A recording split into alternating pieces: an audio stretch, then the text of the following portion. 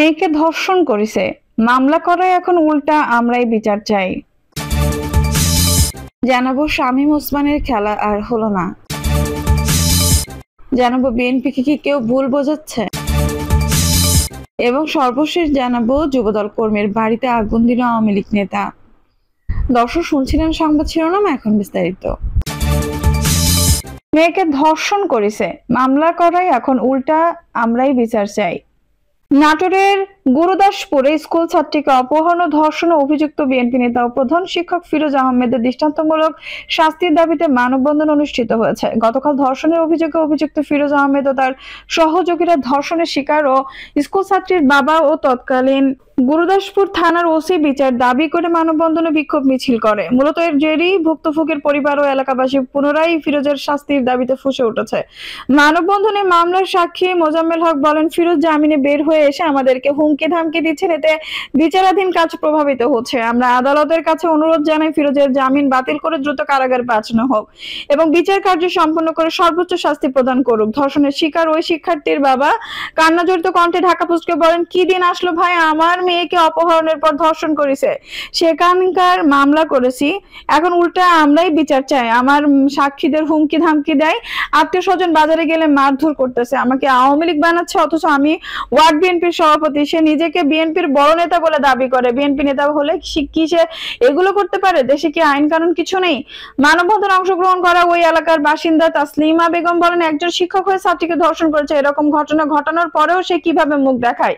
এ ঘটনার জেরে আমাদের আত্মীয় স্বজন থেকে শুরু করে গ্রামের অধিকাংশ মানুষদেরকে নজিরপুর বাজারে যেতে দেয় না, তাদের উপর হামলা করে। আমরা এসবের পরিত্রাণ চাই, ধর্ষণকারীর সর্বোচ্চ শাস্তি ফাঁসি চাই। অভিযুক্ত ফিরোজ আহমেদ ঢাকা পোস্টকে বলেন, তারা যে অভিযোগগুলো করেছে তা সম্পূর্ণ মিথ্যা এবং বানোয়াট। আওয়ামী লীগের সময় এমন কোনো মামলা নাই যে হতো না, সে সময় তারা আমার নামে মিথ্যা মামলা করেছিল। আর গত 2 বছরে কেউ বলতে পারবে না যে আমি তাদেরকে নাটোরে যেতে বাধা দিয়েছি বা তাদের উপর হামলা করেছি, বরং তারাই আমার নামে নানা ধরনের মিথ্যা কথা রটাচ্ছে। এলাকাবাসী সূত্রে জানা গেছে, 2022 সালের 2 অক্টোবর সকাল 10টার দিকে এক এসএসসি পরীক্ষার্থী ব্যবহারিক পরীক্ষা দিতে নাটোরের গুরুদাসপুর উপজেলার মরিয়াম মেমোরিয়াল বালিকা উচ্চ বিদ্যালয়ে যান। পরীক্ষা শেষে 10:30টার দিকে বিদ্যালয়ের প্রধান ফটকের সামনে অবস্থানকালে একই বিদ্যালয়ের প্রধান শিক্ষক ফিরোজ আহমেদ তাকে একটি মাইক্রোবাসে উঠিয়ে নিয়ে চলে যান। পরে রাজশাহীর এক বাসায় আটকে রেখে অস্ত্রের ভয় ভীতি দেখিয়ে কয়েক দফায় মেয়েটিকে ধর্ষণ করেন ফিরোজ। পরে ওই দিন রাতে পরীক্ষার্থীর মা অপহরণের অভিযোগ এনে প্রধান শিক্ষক ফিরোজ আহমেদের 3 জনের নামে উল্লেখ করে থানায় মামলা দায়ের করেন। এরপরে পুলিশ অভিযানে নেমে তথ্য প্রযুক্তির সহায়তায় ভুক্তভোগীকে উদ্ধার করে পুলিশের উপস্থিতি টের পেয়ে প্রধান শিক্ষক ফিরোজ পালিয়ে যান। ঘটনাটি নিয়ে দেশ জুড়ে চাঞ্চল্য সৃষ্টি করলে র্যাব অভিযান চালিয়ে ফিরোজকে গ্রেপ্তার করে। দীর্ঘদিন কারাগারে থাকার পর জামিনে বের হয়ে আসেন ফিরোজ। শামীম ওসমানের খেলা আর হলো না। সেই বহুল আলোচিত খেলা হবে এই স্লোগান কে না জানে। নারায়ণগঞ্জের আলোচিত রাজনীতিবিদ ও আওয়ামী লীগের সাবেক দাপুটে এমপি ওসমান পরিবারের সদস্য শামীম ওসমানের স্লোগানটি বাংলাদেশ ছাড়িয়ে পাশের দেশ ভারতের কলকাতায় ঝড় তুলেছিল। ওখানকার নির্বাচনে কিন্তু বাংলাদেশের ক্ষমতার পালাবদলে খেলা হবে নায়ক সেই শামীম ওসমান খেলার মাঠ ফেলে নিজেই এখন লাপাত্তা। নারায়ণগঞ্জের স্থানীয় জনগণ বলছে খেলা আর হবে না, খেলোয়াড় নিজেই মাঠ ছেড়ে উধাও। তারা বলছে ক্ষমতা, প্রভাব, পেশি শক্তি, সন্ত্রাস আর জোর জবরদস্তির নায়ক হিসেবে শামীম ওসমানের দম্ভ এখন শেষ। তাকে মাঠ ছেড়ে দিয়ে উল্টো লেজ গুটিয়ে নিজেদের সহায় সম্পদ বিক্রি করে আছেন আত্মগোপনে। নারায়ণগঞ্জের স্থানীয়দের সঙ্গে বিষয়ে কথা বলে তারা বলে, শামীম ওসমান ছিলেন ঘটন পটিয়াওসি। রাজনীতির মাঠে, বিশেষ করে নারায়ণগঞ্জ সিটি নির্বাচনে তিনি তার প্রার্থীকে নিয়ে যতই হম্বিতম্বি করেছেন, জয়ী হওয়ার চেয়ে পরাজিতই হয়েছেন বেশি। তবে ভোটারবিহীন এমপি নির্বাচনে অবশ্যই জিতে বীরত্ব দেখিয়েছেন। রংবাজি, চাপাবাজি, নাটকবাজি ও ভেলকিবাজিতে শামীম ওসমানের জুড়ি নেই বলাই বাহুল্য। স্ট্যান্ডবাজিতেও তিনি সেরা। জনতার সামনে নানা অঙ্গভঙ্গি প্রদর্শন করে কখনো কখনো ভাড়ের ভূমিকায় অবতীর্ণ হতেন। নাম প্রকাশে অনিচ্ছুক স্থানীয় এক নাগরিক বলেন, তিনি তার নেত্রীর দোহাই দিয়ে নারায়ণগঞ্জের মেডিকেল কলেজ বিশ্ববিদ্যালয় সহ হেন করেঙ্গে বলেছেন। বাস্তবে তেমন কিছুই তিনি করে দেখাননি বিগত 15 বছরে। নারায়ণগঞ্জ জেলা আইনজীবী সমিতির সভাপতি আর অ্যাডভোকেট সরকার হুমায়ুন কবির বলেন, একজন পরাজিত সৈনিক কখনো খেলতে পারে না। এর আগেও তিনি বলেছিলেন খেলা হবে, কিন্তু তিনি পালিয়েছিলেন। এবারও হাক ডাক দিয়ে বলেছিল খেলা হবে, কিন্তু তিনি এবার পুরো পরিবার সহ পালিয়ে গেলেন। পথচারী আবুল হাসান বলেন, খেলা হুনছি, আপনিও হুনছেন, আমিও হুনছি, কিন্তু খেলা তো হলো না, আর তিনি তো পালিয়ে গেলেন। দেশবাসী সবাই দেখলো, এখন কোথায় খেলছে কে জানে। বিএনপিকে কি কেউ ভুল বোঝাচ্ছে? দীর্ঘদিন আন্দোলন সংগ্রাম জেল জুলুম মধ্য দিয়ে আজকে একটি অবস্থানে পৌঁছেছে বাংলাদেশ জাতীয়তাবাদী দল বিএনপি। বিগত 16 বছরে দলটির নেতাকর্মীদের দমিয়ে রাখতে আওয়ামী লীগ সরকার এমন কোনো নির্যাতন নেই যা করেনি। নানা চড়াই উতরাই পাড়ি দিতে হয়েছে দলটির নেতাকর্মীদের। গত বছর 5 আগস্ট আওয়ামী লীগ সরকারের পতনের পর নির্যাতিত বিএনপির কিছু নেতা কর্মীর মধ্যে ভিন্ন চিত্র লক্ষ্য করা যাচ্ছে। তাদের অনেকের আচরণ বিগত দিনে নির্যাতনকারীদের মতো। দলের হাইকমান্ড থেকে এ বিষয়ে বারবার সতর্ক করা হলেও কতিপয় নেতা কর্মীর তেমন পরিবর্তন দেখা যাচ্ছে না।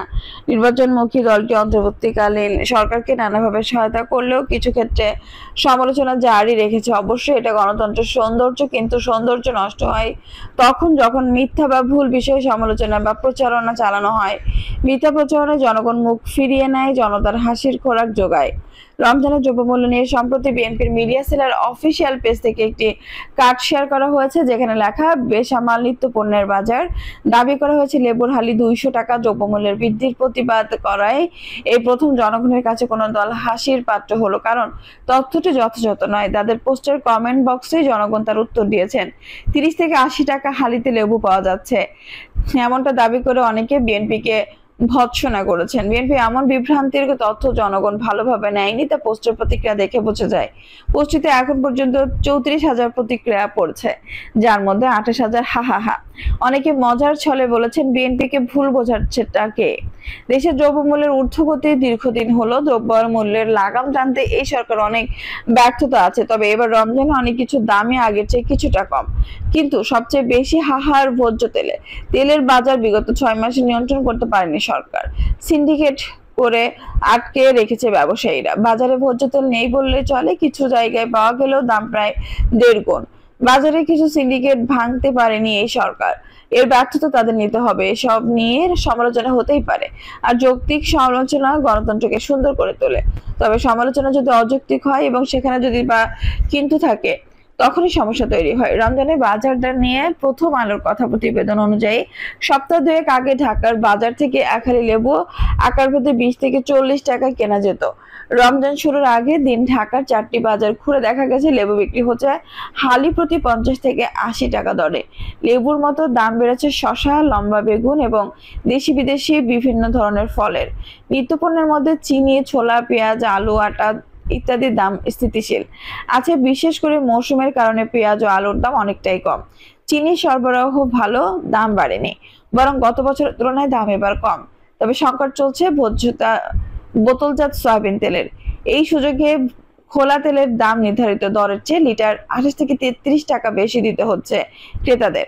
চাল ও ডালের দাম আগে থেকেই চড়া। মাছ মাংসের বাজারেও স্বস্তি নেই। সম্প্রতি আরেকটি বিষয়ে ভুলভাবে উপস্থাপন করেছেন বিএনপি। অবশ্যই সেই ভুলের বিষয়ে দুঃখ প্রকাশ করেছেন দলটি।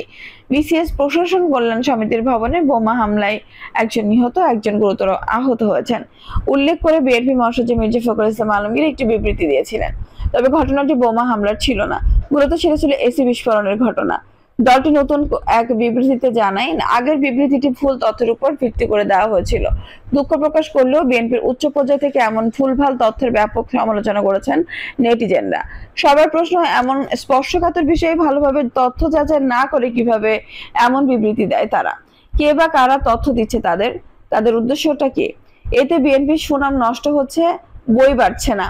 ভবিষ্যতে দেশকে একটি স্থিতিশীল জায়গায় নিয়ে বিএনপিকে অবদান রাখতে হবে। দেশে নানা ষড়যন্ত্র হচ্ছে, এসব বুদ্ধি দিয়ে মোকাবেলা করতে হবে। যতদিন না নির্বাচন হবে ততদিন এই সরকারকে সহায়তা করা বিএনপির জন্য উত্তম। অন্যথায় অন্য পক্ষ এই সরকারকে ব্যর্থ করে দেওয়ার চেষ্টা চালাবে, আর এই সরকার ব্যর্থ হলে দেশের বড় ক্ষতি হয়ে যাবে। তাই বিএনপিকে এমন অযৌক্তিক বা ভুল তথ্য বিচার থেকে বিরত থাকতে হবে। দর্শক, এই ছিল এখনকার সর্বশেষ সংবাদ। নিশ্চয়ই ভালো লাগলে অবশ্যই একটা লাইক দিন, কমেন্টে আপনার মূল্যবান মতামত জানান। সবসময় আমাদের পাশে থাকতে সাবস্ক্রাইব করে বেল বাটনটি অন করে রাখুন। ধন্যবাদ।